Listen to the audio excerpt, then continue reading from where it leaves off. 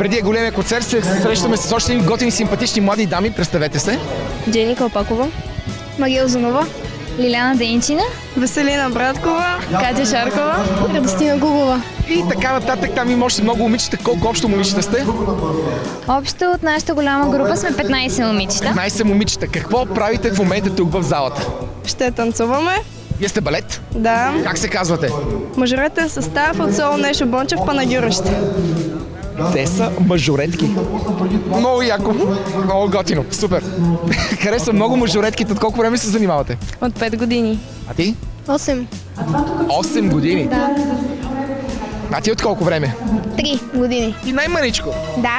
Какво ти хареса, че започна да танцуваш? Много работи. Добре, много работа. Момичета, с кого ще танцувате? С Соня Немска, Защо точно с нея?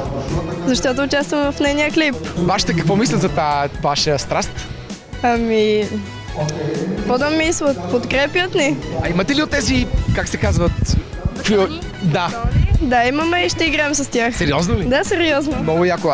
Защо винаги ли е задължително всички мажоретки да ги имат? Да. Това се крие това да си играе мажоретка, да бъдеш мажоретка.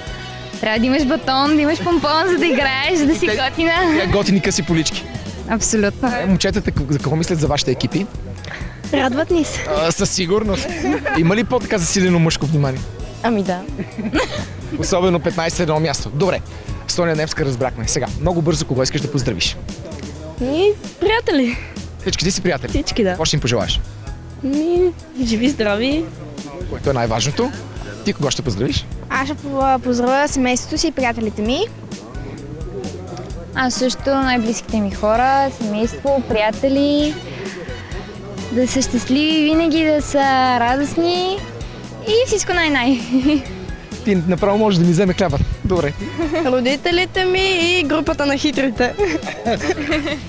Те си знаят кои са, нали? Те си Добре, твоите поздрави. Най-близките ми хора, роднини, приятели.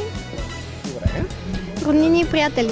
И нито една от вас не каза Соня Немска. И Соня Немска. Какво ще пожелате на Сончето? Много успехи за напред, кариера, здраве, щастие, късмет и много любов, разбира се. Песента, която ще видим и чуем е... Кой е номер 1?